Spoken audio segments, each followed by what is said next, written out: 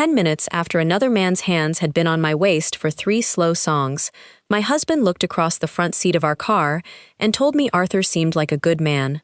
Not who is he? Not what was that? A compliment. Then he suggested I have him to the house sometime. For dinner. I had planned that dance for 3 weeks. The navy dress. The laughter, pitched to carry across a ballroom. All of it staged for an audience of 1. My husband of 30 years. Make him jealous. Make him look at me the way he used to. Instead, he was handing me away. Politely. Gratefully. Because a husband who offers to set the table for your admirer isn't giving permission. He's asking for it. It took me 3 weeks to find the truth.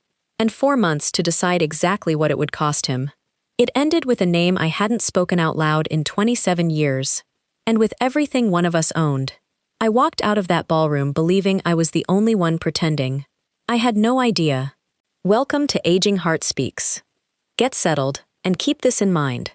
This story was inspired by a true story. Drop a comment to let me know where you are watching from. Trust me, you are going to love it here. And don't forget to hit that subscribe button, so you never miss any of my upcoming videos. Let me ask you something. When was the last time you signed a paper your husband handed you without reading it? A tax form, an insurance renewal, his finger tapping the line, just keeping things current.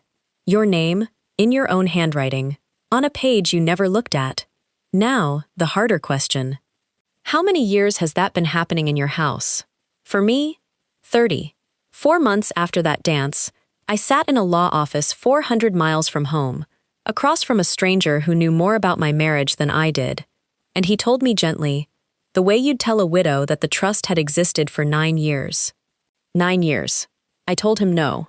I told him I would have known. He didn't argue. He simply turned the folder around and showed me my own signature. Then another. Then another. My handwriting. Steady. Unhurried. Mine. And here's what makes it worse. I built a billion-dollar freight company reading fine print.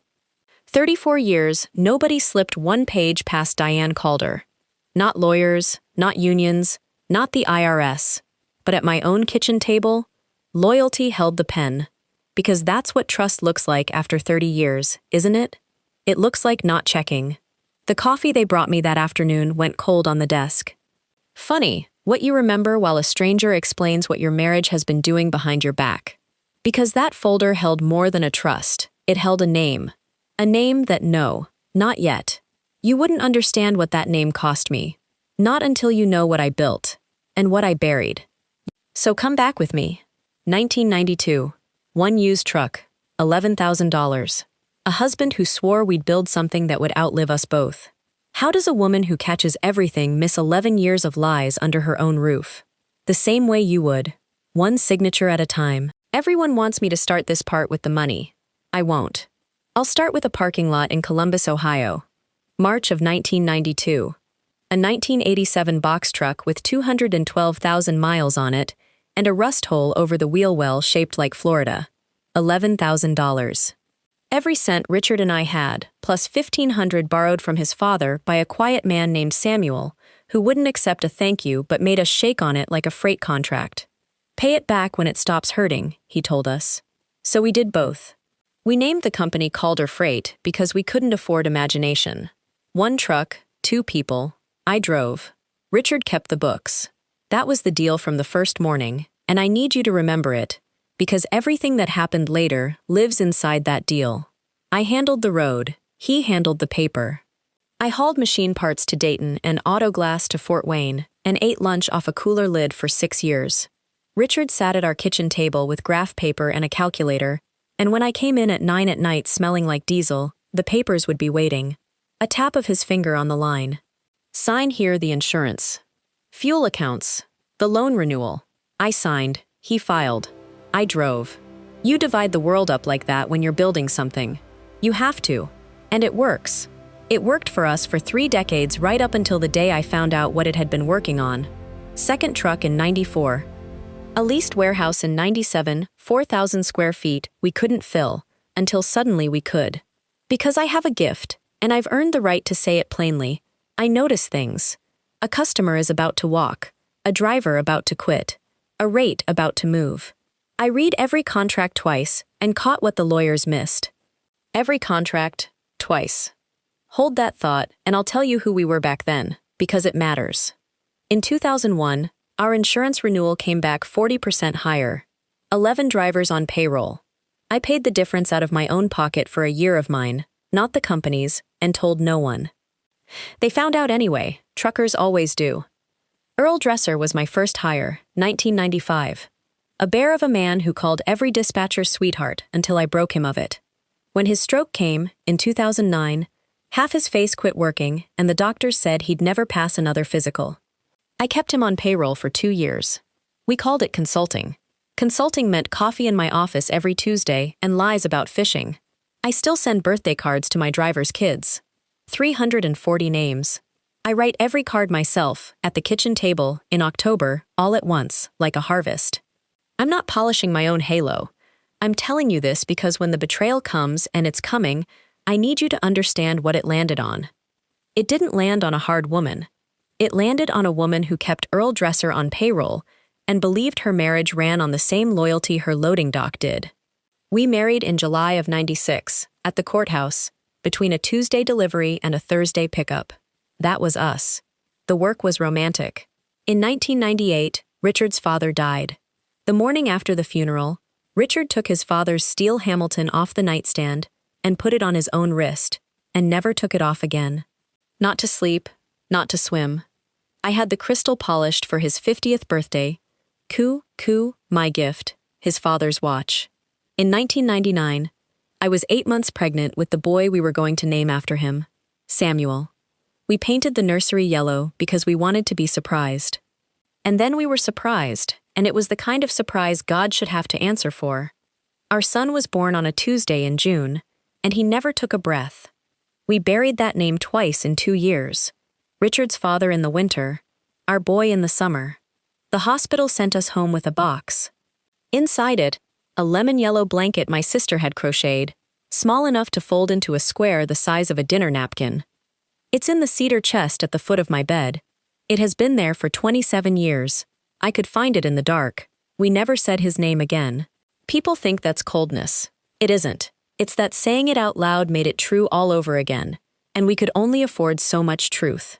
Richard turned the nursery into his office within the year, painted over the yellow himself, one coat, on a Saturday, with the door shut. I let him. He grieved with a closed door. I grieved with a company. Maybe you've done that arithmetic in your own house. 2 people, 1 loss, divided unevenly. Nobody means for the silence to become a marriage. It just files itself away, 1 quiet year at a time. The company got enormous. I'll give you 30 years in 1 sentence, because the money was never the story. By the time I turned 60, Calder Freight ran 800 trailers out of 6 terminals, and a business magazine printed a number next to our name that started with a B, and our marriage became a schedule. A good one. I'd have defended it to anybody. Sunday roast at 5 o'clock. Chuck roast, carrots, the blue Dutch oven my mother left me. 30 years of Sundays, minus maybe a dozen for funerals and blizzards. And every Sunday at 4, before dinner, Richard called his brother Gene out in Traverse City. 45 minutes on the back porch, rain or shine. Gene wasn't doing great, Richard always said. Since Marjorie left him, Sundays were hard. Every Sunday. For years. I basted a roast 40 feet from that phone call, and never once picked up the extension. Why would I? It was Gene. On the first Friday of every month, Richard took out $200 in cash, golf money. He didn't like a card statement itemizing his small pleasures, an old-fashioned streak I found charming. $200. First Friday. You could set a clock on it. Later, I would.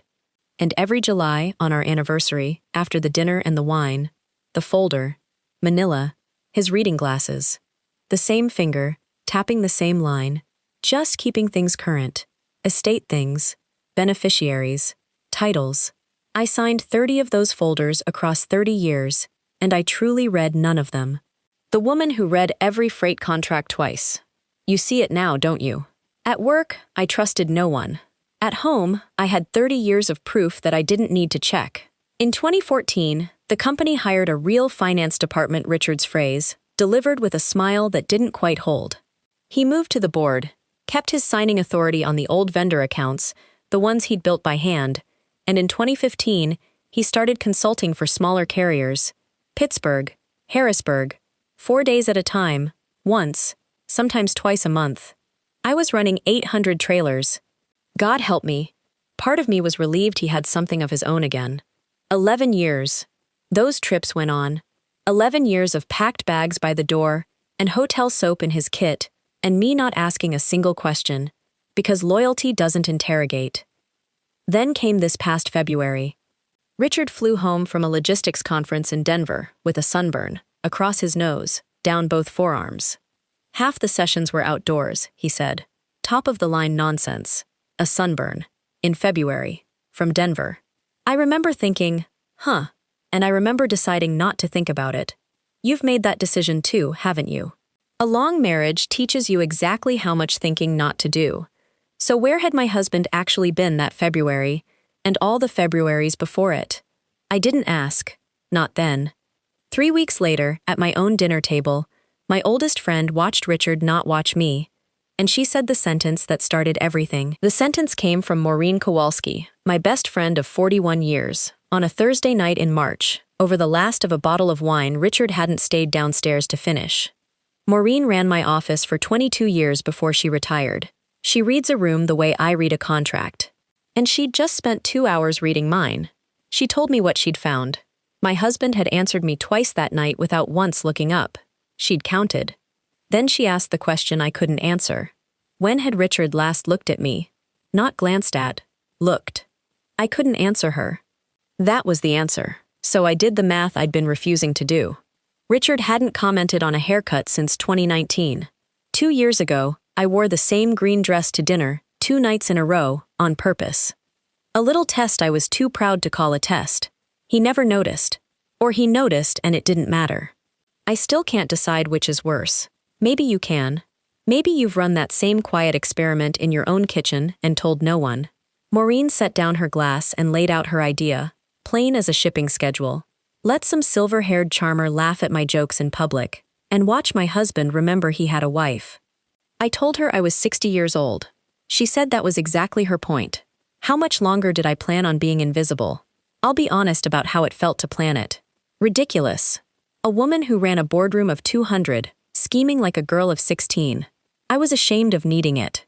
I did it anyway.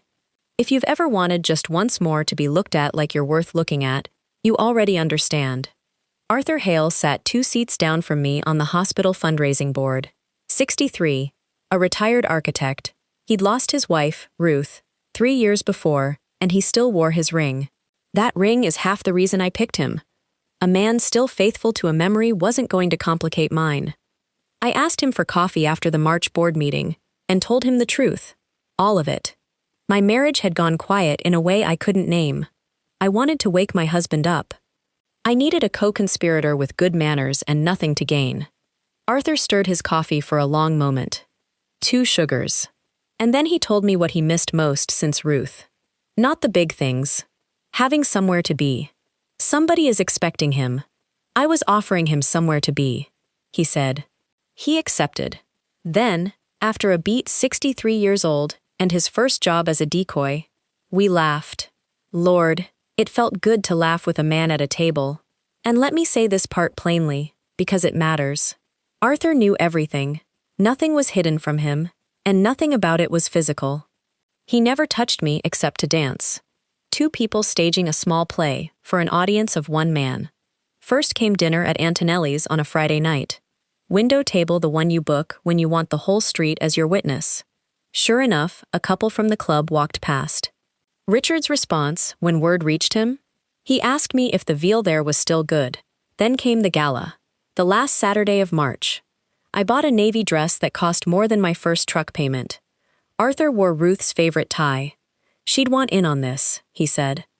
The band played 3 slow songs, and I danced all 3, laughing bright and loud, pitched to carry across a ballroom. And by the bar, my husband of 30 years stood holding a scotch he never once lifted to his mouth. Watching. You know what his face did. You've known since the first minute of this story. Relief. In the ballroom, I told myself I'd misread it. The lighting. The wine. Then came the car and you were there for that. You should take him to the house sometime. For dinner. You heard it before I understood it. I lay awake that night doing what women do. Auditing myself. Too old. Too much. Not enough. By morning, I'd settled on the simplest explanation. The plan had failed. Richard's love had gone somewhere effort couldn't follow. Humiliating, ordinary, survivable. The next 10 days taught me it was none of those things. Monday, Richard came home with brochures. Savannah. The trip my sisters and I had talked about for 6 years and never taken. Book it, he told me. I'd earned it. Take 2 full weeks. Wednesday, over meatloaf, he mentioned casually. The way you'd mention weather. That Arthur seemed like good company for me. What with Richard traveling so much. My husband wasn't ignoring the romance. He was encouraging it, approving it, scheduling it. And at 2 in the morning, that's the thought I couldn't put down. Indifference doesn't make plans. A man who's stopped loving you forgets you. He doesn't organize you. Then came the first Tuesday of April. I was at the kitchen table with the quarterly numbers when Richard walked in, carrying his reading glasses and a manila folder. 30 years, that folder came out in July. On our anniversary. After the dinner, after the wine. A ritual, as fixed as the roast. It was April. A few things to sign, he said. Just keeping things current. I reminded him it was April. We did this in July. The attorney was consolidating some titles before the fiscal year, he said. Easier to do it now. Smooth, boring, perfectly reasonable. And down came his finger, tapping the line. The same soft tap I had obeyed, without one question, for 3 decades. Except this time, for the first time in my marriage, I looked at the folder instead of the finger. I told him to leave it on my desk. I was buried that week. He smiled, said there was no rush at all. Set it down squared on the corner of my desk, neat as a gift. No rush. From a man suddenly 3 months ahead of schedule. Why does a husband who stopped wanting his wife need her signature early? What was in that folder that couldn't wait for July? I didn't open it that night. I opened something else instead. I didn't open Richard's folder that night. The folder was where he was pointing. 34 years in freight taught me something about negotiations. Watch the hand that isn't pointing. So at 2 in the morning, at my kitchen table, with my reading glasses and a cup of decaf gone cold, I opened our bank account instead. You think, when this moment comes for you, that you'll fall apart. You won't. Something older than panic takes over. You get quiet. You get organized. I ran that search the way I'd audit a terminal. No feelings, just filters. Withdrawals. Cash. $200. There it was. First Friday of the month. I scrolled back. 2024. 2021. 2018. 2015. The first one. May of 2015. I counted them the way you count stitches. 132. 11 years. He never missed one. Now golf has a season in Ohio. The withdrawals didn't. January, 200. February, 200. The Friday of the ice storm that closed the interstate, 200. Earl Dresser's funeral fell on the first Friday in 2019. Richard drove me home early from the luncheon. Now I know why the bank machine came first. It was never golf money. I just didn't know yet what it was. Sunday came. I made the roast, because 30 years of Sundays don't stop on suspicion. At 4 o'clock, right on schedule, Richard took his phone to the back porch. 45 minutes. Jean. Poor Jean. Lonesome since Marjorie left. Monday morning, I called Traverse City myself. I had a pretext ready. Planning something for Richard's birthday. I needn't have bothered. Jean answered on the second ring, delighted to hear my voice. Good Lord, he said. We hadn't talked since Thanksgiving. I kept my voice light. Told him he and Richard talked plenty for the both of us. Every Sunday, like church. A pause. The kind of pause you can fall into. He hadn't caught Richie on the phone since Thanksgiving, he supposed. He kept meaning to call. And then, behind him, a screen door, and a voice calling that supper was on. Marjorie's voice. Marjorie, who left him. Marjorie, who broke his Sundays. Marjorie, asking Jean who was on the phone, then picking up the extension herself, warm as ever, wanting to know all about the company. I gave her 4 pleasant minutes. I have no memory of a word I said. Then I sat at my kitchen table and did arithmetic I didn't want. Years of Sundays, 45 minutes apiece. I basted a roast 40 feet from that porch and never once picked up the extension because loyalty doesn't check. So who picks up? Every Sunday. At 4 o'clock. For years. Who is my husband proud to call? Tuesday. I went to the office and did the thing I do better than anyone alive. I read. Not his papers. Mine. My company. My vendor led the one territory where I had every legal right to look. And, God forgive me, never had. Because there was a category of accounts I'd left alone since 2014. The legacy vendors under Richard's board authority. The ones he built by hand in the early years. His accounts. Touching them would have been checking. And you know by now how I felt about checking. It took me 40 minutes to find it. Keystone Logistics Advisory. Consulting Services Market Analysis. Route Optimization. $18,000 a month. First invoice. May 2015. The invoices were 1 page each. No letterhead worth the name. No phone number. A post office box. Round numbers. Every month. Which any freight woman will tell you is like snow in July. Real work never bills round. I read every customer contract twice for 34 years. These, I had never read once. I did the math on a legal pad, then did it again, because my first answer seemed impossible. 132 invoices. $2,376,000. Of my company's money. 132 invoices. 132 invoices. When numbers match that clean, it isn't a coincidence. It's bookkeeping. My husband always kept beautiful books. The state filing took 10 minutes to pull. Keystone Logistics Advisory registered in Pennsylvania. Registered agent, C. Marsh. Address, Scranton. 400 miles east. And here's the detail that made my hands go cold on the keyboard. Pittsburgh and Harrisburg, 11 years of Richard's consulting towns, aren't destinations on that route. They're rest stops. C. Marsh had a first name, and the internet had the rest. Colleen Marsh, Scranton, Pennsylvania. Her page was public. Of course it was. She had nothing to hide. 46, maybe. A kind, tired face. The sort of woman you'd swap casserole dishes with and never get your dish back and not mind. Photos of a church rummage sale. A boy's honor roll certificate. The name too small to read. And an album from this past February. Clearwater Beach, Florida. Her caption said it was their first real vacation in 3 years. 2 exclamation points. A boy holding up a fish, face turned from the camera, all elbows and sunshine. And at the edge of the frame, out of focus, a man's forearm holding a tackle box. Sunburned. On the wrist, a steel Hamilton watch with the crystal I'd paid to have polished for Richard's 50th birthday. His father's watch. The watch he never took off. Not to sleep, not to swim. Samuel Calder's watch. My son's name, ticking away on a beach in Florida, in February. A sunburn. In February. From Denver. Denver. I want to tell you what I did next, because I've learned some of you will recognize it. I didn't scream. I didn't break the good plates.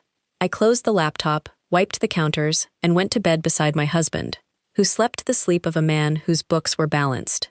Grief that loud goes quiet. It has to. Quiet is the only container big enough. In the morning I told Richard I'd be overnighting at the Dayton terminal for a vendor audit, back Thursday. The first lie of my marriage. 30 years, and it fit like a glove I didn't know I owned. He didn't look up from his coffee. Of course he didn't. I drove east instead. 6.5 hours. I-70 to I-76 to I-81. Through every mile of Pennsylvania my husband knew better than he knew me. I didn't play the radio. I rehearsed nothing. There's a stillness on the far side of shock that feels almost like peace, and I don't recommend it, and I wouldn't trade it, because it drove better than fury would have. The address from the filing was a blue 2-story on a street named after a tree, trimmed hedges, a garden hose coiled on its reel, a minivan in the drive with a parking pass hanging from the mirror, a basketball hoop bolted over the garage, the net gone gray with weather. The kind of street where nothing happens. The kind of house you drive past 10,000 times and never once wonder about. Somebody's whole life, 400 miles from mine, paid for in round numbers. I parked 3 doors down, across the street, at 3:30 in the afternoon. And I'll tell you a truth nobody puts on a greeting card. Nobody looks twice at a gray-haired woman in a parked sedan. The world had spent 15 years making me invisible. That day, invisibility finally paid me back. At 3:52, a school bus wheezed around the corner and knelt at the curb. A boy got off, backpack over one shoulder. 15, or close to it. Long-limbed, still growing into his own wingspan, that age where they're all knees and future. He crossed the lawn, dropped the backpack on the porch step, and picked a basketball up out of the grass. And everything in me went still. He dribbled twice, spun the ball backward in his palms, set his feet deliberately, fussy, squaring himself to the rim like the shot owed him money. He moved like Richard, not resembled, moved. He missed, chased the ball down, came back, and set his feet again, exactly the same way, every time. Richard's patience. Richard's shoulders. Richard's way of being alone in a driveway like it was the only appointment of the day. I sat 3 doors down with my hands at 10 and 2 on a parked steering wheel, and I watched a boy I had never met sink free throws with my husband's body. You want to know the strangest part? Some rebellious corner of my heart, the part that had packed sunscreen and basted roasts and signed where the finger tapped, that part was still negotiating. A nephew of Colleen's, a neighbor kid, a coincidence of shoulders. 30 years of trust doesn't die at the first bullet. It dies slow, arguing. I don't know how long I sat there. Long enough for him to make 11 in a row, I counted, because counting was all I had left. I couldn't open the car door. What would I even have said, standing on that lawn in my good coat? Whose boy are you? I was terrified, I already knew. And knowing and hearing it out loud, those are 2 different countries, and I was about to cross the border between them. Because right then, the front door of the blue house opened a second time. And a woman stepped out onto the porch with a dish towel over her shoulder. She called the boy by name. Sam, inside, homework. He bargained for one more shot. She told him he'd said that 11 shots ago. 11. She'd been counting too. 400 miles from my kitchen, a woman I had never met was counting the same boy I was. That's the detail I can't put down, even now. Not the lie. The counting. 2 women, 1 boy, 1 man in the middle of us, and only one of us knew the arithmetic was crooked. The boy banked in one last shot, scooped up his backpack, and let the screen door clap behind him. The woman picked the basketball up out of the flower bed, laughed at something through the window, and went inside. That was all. Nobody out there was hiding anything. The hiding was all being done at my house. And the name, Sam. 3 letters. Half the boys in Ohio are Sam, I told myself, sitting 3 doors down with my hands at 10 and 2. A grandfather's name on her side, a saint's name, a coincidence. 30 years of loyalty will argue a case long after the verdict's in. I slept that night in a motel by the interstate and paid cash. I was learning by then what cash can hide. Thursday, I drove home. Richard asked how Dayton went. Fine, I told him. The numbers were off. I'd found where. The second lie of my marriage. Also a perfect fit. And not, if you were listening closely, entirely a lie. For 2 days I performed my own life. I answered emails. I watered the ferns. I lay down every night beside a man I'd watched sink free throws through another boy's shoulders, and I breathed slowly, and I waited. Saturday morning, Richard left for the club at 9, the way he had for decades, and I walked down the hall to his office. The room that used to be yellow. He never locked it. Understand that. No safe, no key, no code, just a steel file drawer, and inside it, hanging folders in his tidy hand, taxes, house, insurance, and one marked estate, current. The best safe my husband ever bought was me. My not checking was the lock. 30 years, and it never once failed him. Until it did. 9 manila folders. 1 for every July since 2017. I took them to the kitchen table, my table, where the roasts and the birthday cards and the signatures all happened, and I read them the way I should have read them the first time, twice. Here's what 30 anniversaries of just keeping things current had been doing. There is trust. Established 9 years ago, drafted by an attorney in Scranton, Pennsylvania, and every July, over the good wine, my husband's finger had tapped a line that moved my founder's shares into it. 1.5% here, 2% there, never enough to trip an alarm. Small, patient, regular. The way you'd bleed a tank you didn't want anyone to see draining. 9 signatures. 13.5% of Calder freight. More than $160 million, poured out of my name one dinner at a time, in my own steady handwriting. Richard votes those shares. He named himself trustee.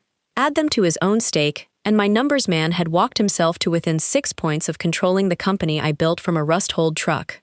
You heard about that trust at the beginning of this story. 9 years, the lawyer told me, months later, in Scranton, in a chair with wooden arms. But I read it first, alone, on a Saturday in April, at my kitchen table. And I want to be honest with you about what broke me, because it wasn't the number. I ran a billion-dollar company. Money is just a score. It was the second line of the first page. Beneficiary, Samuel Richard Calder. Born 2011, Samuel.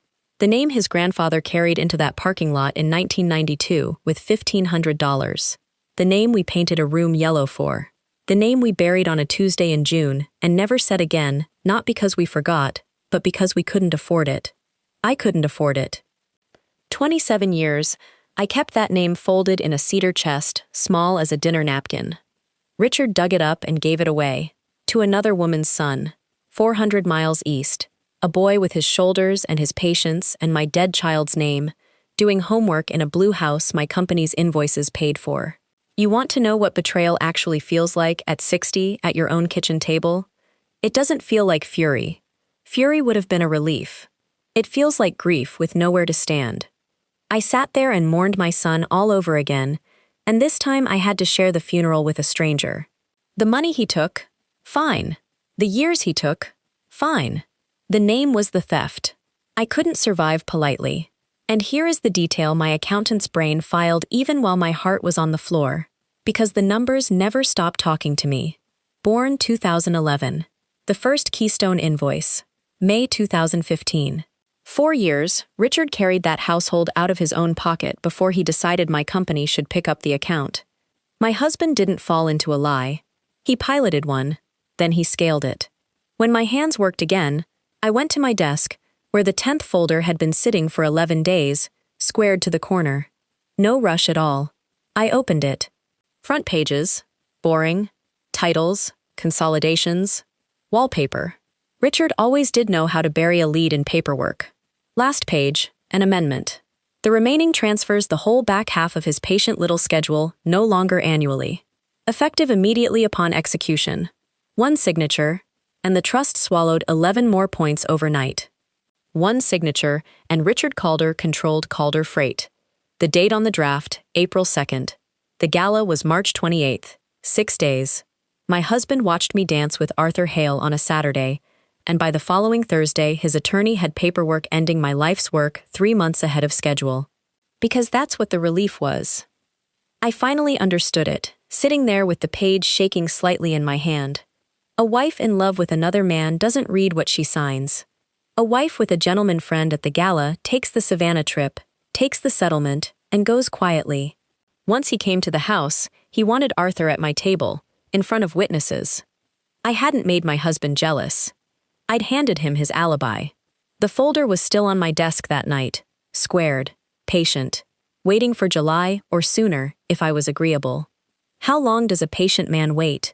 And what does a man that patient do when the waiting stops working? The folders went back in the drawer Saturday night. Exact order. Tabs squared. I even wiped the table where they'd sat, like a woman clearing evidence of her own life. Then Sunday came, and this is the part I've never told anyone, so listen close. I made the roast. I stood in my kitchen with the blue Dutch oven my mother left me, and I browned a chuck roast for the man who had spent 9 years signing my company over to his second family. Carrots, potatoes, onions are around the sides. You want to know why?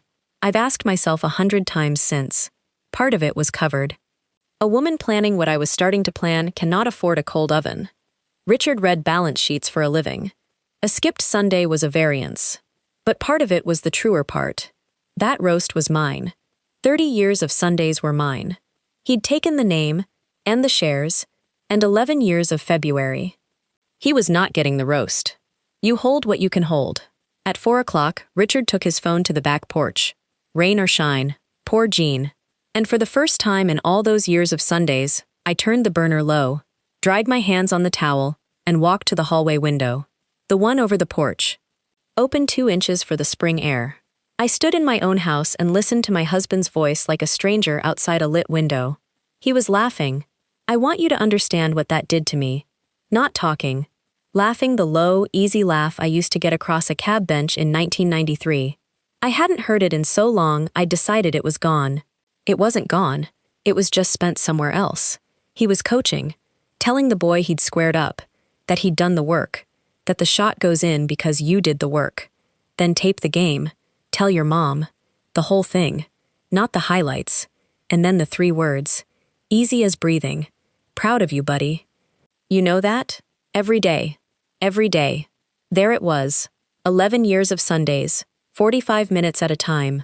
A father raising a son from a porch, 400 miles away, on freight money while his wife basted a roast 40 feet from the receiver, and thanked God her husband was loyal to his brother. I don't remember walking to the bedroom. I remember being there, on my knees at the cedar chest, lifting out the winter sweaters, the wedding linens, until my hands found the tissue paper. And inside it, folded small as a dinner napkin, the yellow blanket. 27 years. I could find it in the dark. I just never had to find it while the name was alive and shooting free throws in Pennsylvania. I sat on the floor and held it and let it be June of 1999 for a while. And I'll say this plainly, because the woman telling you this story doesn't lie to you. Not once, holding that blanket, did I hate the boy. The boy squared his shoulders. The boy went in when his mother called him. Children don't choose their fathers. They just inherit the shoulders, the patience, the name, and never learn what any of it costs. No, what cut me was smaller and worse. My husband spoke that name every Sunday. Easy, warm. Proud of you, buddy. And in this house, for 27 years, we couldn't afford it. He'd been affording it all along. He was just spending it at a different address. Now the dark part. Darker than the porch. Sunday night, lying beside him, I thought about signing. I did. You should know that about me.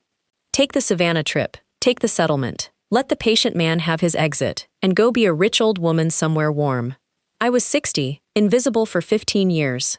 The world had made the terms plain. Go quietly, Diane. Everyone your age does. That's the moment men like Richard count on.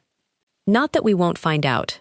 That when we find out, we'll be too tired, too proud, too old to make it expensive. I lay in the dark doing that arithmetic until the numbers turned over. 11 years, he'd planned. 9 years of signatures. 132 withdrawals, never one missed. A man that is careful doesn't fear anger. Anger is loud and fast and burns out by Friday. A man that carefully fears one thing on this earth. A woman more patient than he is. And patience I had by the truckload. Everything I ever built, I built slowly. Monday morning, I dressed for the office and didn't go.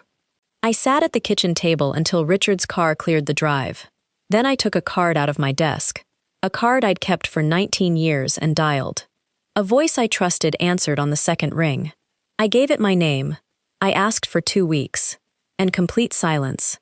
I got both. Her name is Patricia Voss, forensic accountant. In 2007, a dispatcher spent 8 months skimming our fuel cards, and Patricia found every dollar in 9 days. Her card had lived in my desk for 19 years. Women like Patricia don't advertise. They get kept. She needed 2 weeks. She used 9 days. By the 1st of May, I had a binder. Every Keystone invoice matched to a withdrawal. The trust filings. The company with Colleen Marsh's name on it. The amendment, still waiting on my desk like a polite house guest. What I didn't have yet was July, because I'd chosen the where and the when before I ever picked up the phone. Not a lawyer's office, not some Tuesday, the anniversary, the folder ritual. For 30 years, my husband used that table to take it from me. He could sit at it while I took it back. Which left one problem: stalling the most patient man alive for 3 months without waking him. So I used his own story. Richard had decided I was a woman drifting into love, distracted, agreeable, halfway out the door. I let him watch it come true. Arthur came to dinner in May. Richard's invitation, remember to have him at the house sometime. So I did. Arthur brought Ruth's rhubarb pie and complimented the man on his wine, and my husband played gracious host to my decoy at my table, and if there's a stranger evening on this earth, I haven't lived it. Twice in May and once in June, Richard slid that folder toward my desk. Twice in May and once in June, I gave him the same 6 words. July, Richard. We do this in July. And what could he say? He was an unhurried man. No rush at all. I made him live inside those 3 words for 3 months. Then it was July, our 30th. He brought peonies. I roasted a chicken and opened the Barolo we'd been saving since Earl's retirement. 2 performers, 1 table, 30 years. After the coffee, the reading glasses, the folder, the finger, coming down on the line. Just keeping things current. I looked at that finger for one long breath. 30 years of obedience, tapping. Then I went to the sideboard, came back with Patricia's binder, and laid it down on top of his folder. And I said the 4 words I'd been carrying since April. Tell me about Keystone. I have watched men receive bad freight news for 3 decades, and I have never seen a face do what my husband's face did.